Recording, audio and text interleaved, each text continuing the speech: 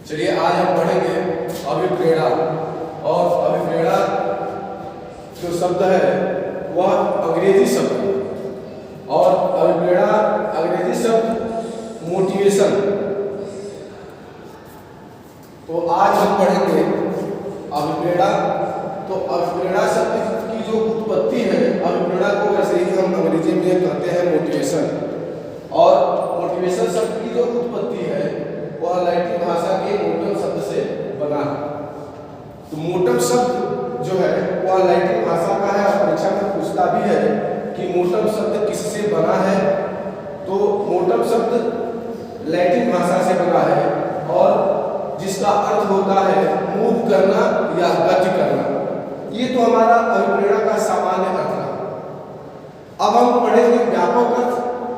तो व्यापक अर्थ के अंतर्गत कह रहे हैं कि अभिप्रेरणा एक प्रकार का ऐसा आंतरिक बल प्रेरक है जो व्यक्ति को लक्ष्य की ओर या निश्चित व्यवहार की ओर अग्रसर करता है। अर्थात जो हमारा अभिप्रेरणा है वह आंतरिक है। हमें जो प्रेरणा प्राप्त होती है वह आंतरिक बल अर्थात ऊर्जा के रूप में बाहर निकलती है और कार्य को हमारे व्यवहार को क्या करती है, अग्रसर करती है। उसके अंतर्गत कह रहे हैं कि जो अभिप्रेरणा जो है, मान लीजिए कि अगर हमें यहाँ समझ लिया अभिप्रेरणा जो है, तो जैसा अभी जो शब्द है वह उपसर्ग है और जो प्रेरणा है वह प्रेरणा शब्द यानी प्रेरक का काम करता है, ऊर्जा हमारे अंदर आती है। तो कह रहे हैं कि ये अभिप्रेरणा शब्द अंग्रेजी का शब्द है। जैसे हम अंग्रेजी मनोविज्ञान में साइको जो शब्द है वो भी अंग्रेजी है, उसी तरीके से अभिप्रेरणा शब्द जो है मोटिवेशन शब्द है और मोटिवेशन शब्द जो है लैटिन भाषा के मोटम शब्द से बना है जिसका अर्थ होता है गति करना। अंग्रेजी में उसे हम कहते हैं टू मूव। अब यह अभिप्रेरणा का ये सामान्य अर्थ है। यह शिक्षा मनोविज्ञान का एक बहुत ही अच्छा टॉपिक आपका है अभिप्रेरणा। इसके अंतर्गत कह रहे हैं कि अभिप्रेरणा होती क्या है, किसे कहते हैं। तो कह रहे हैं कि कई बार देखा जाता है, ऐसा होता भी है कि हमारे लक्ष्य की प्राप्ति के लिए अर्थात हम जो भी कार्य करना चाहते हैं, कोई भी कार्य अगर हमको करना है तो उस कार्य को करने के लिए, प्राप्त करने के लिए हमारे अंदर कई प्रकार के आंतरिक बल उत्पन्न होते हैं। वह आंतरिक बल जो है, जैसा कह रहे हैं कि देख लीजिए अगर हमारा अगर लक्ष्य है यूपी टेट क्वालिफाई करना, तो यूपी टेट अगर क्वालिफाई करना है तो उसके हमारे मन में स्वतः अभिप्रेरणा प्राप्त होता है, स्वतः जागृत होता है कि हम पुस्तक खरीदें। एक देखते हैं कि यूपी टेट एग्जाम आ गया है, वैकेंसी आ गई है, तो हम पुस्तक खरीदते हैं। पुस्तक खरीदने के बाद कह रहे हैं कि उसको हम पढ़ते हैं, तो ये हमारे अंदर आंतरिक प्रेरणा जागृत होती है और उसको हम क्या करते हैं, पढ़ते हैं और पढ़ने के बाद हमारे अंदर एक जोश और जुनून उत्पन्न होता है। और वही जोश और जुनून जो व्यापक अर्थ के अंतर्गत अभिप्रेरणा को समझाने की बात कर रहे हैं, तो वही जोश और जुनून क्या करता है, हमको अभिप्रेरणा का कार्य करता है।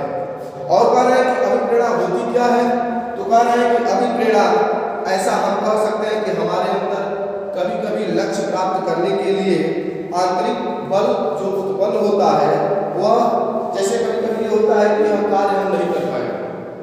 तो जब कार्य हम नहीं कर पाएंगे तो वह आपका कोई दूसरा क्या करता है, आपको मोटिवेट करता है, अभिप्रेरित करता है और कह रहे हैं कि यह कार्य मैं कर भी सकता हूँ, मैं करके दिखा भी सकता हूँ।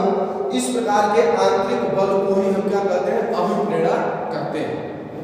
और कह रहे हैं कि जब अभिप्रेरणा हमारे व्यवहार में आता है तो यूं हम कह सकते हैं कि हमारे अंदर एक आग सी उत्पन्न होती है और वही आग क्या होता है, लक्ष्य की प्राप्ति के लिए वह हमारे अंदर आग की उत्पन्न होता है और वह तब तक नहीं रुकता है वह आग और वह जोश और जुनून जब तक हम अपने लक्ष्य की प्राप्ति नहीं कर लेते।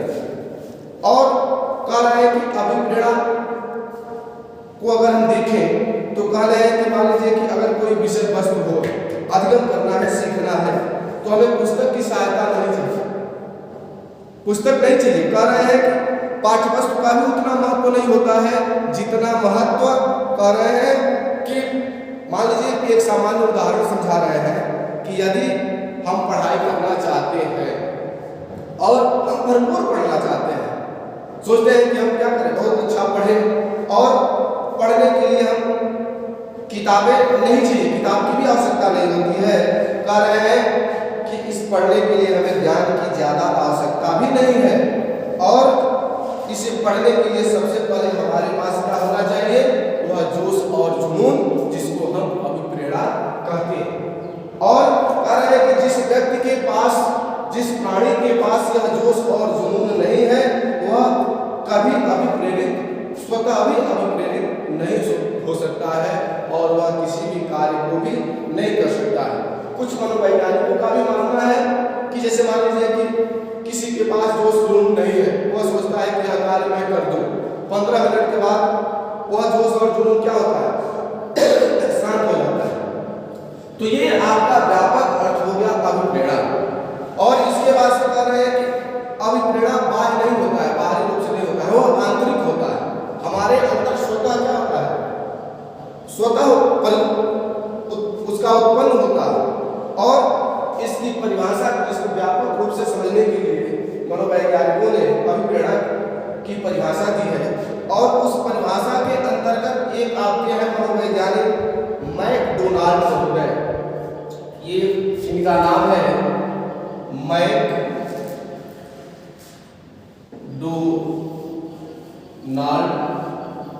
के अनुसार जो है, इन्होंने कहा, डिनाल्ड हो गया, हाँ,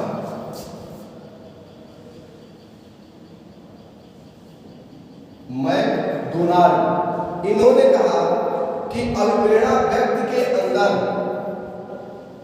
अभिप्रेरणा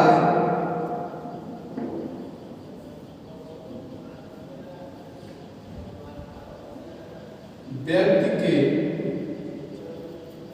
अंदर, कारण कि अभिप्रेरणा व्यक्ति के अंदर ऊर्जा परिवर्तन है, ऊर्जा परिवर्तन है। ये मैकडोनाल्ड के अनुसार है। तो कह रहे हैं कि अभिप्रेरणा जो है वह व्यक्ति के अंदर क्या करती है, व्यक्ति के अंदर ऊर्जा बनता है, और जब व्यक्ति के अंदर ऊर्जा बनता है तो वह उस किसी भी कार्य को करने के लिए क्या होता है, प्रेरित होता है, और वह उस कार्य को करता है। ये मैकडोनाल्ड के अनुसार है।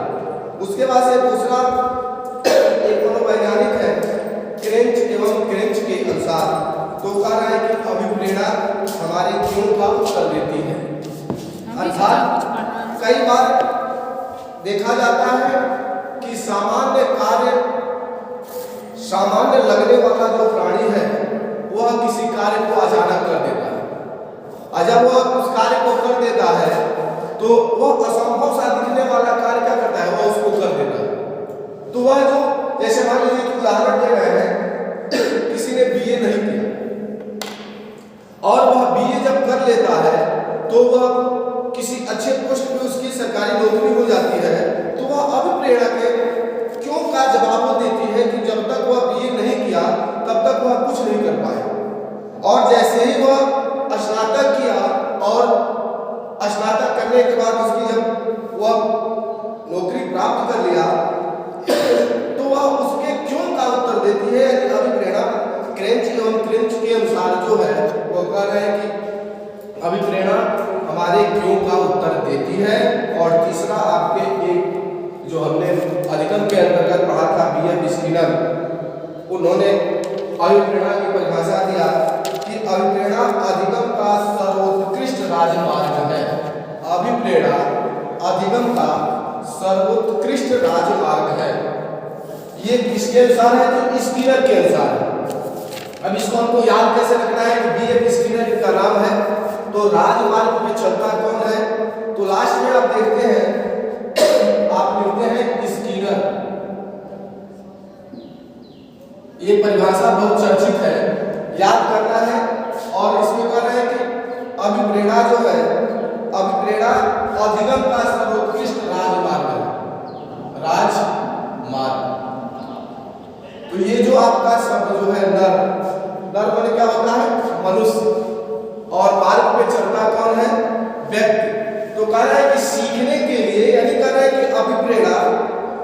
अधिगम का जो सीखने का सर्वोत्कृष्ट जो मार्ग है वह क्या है?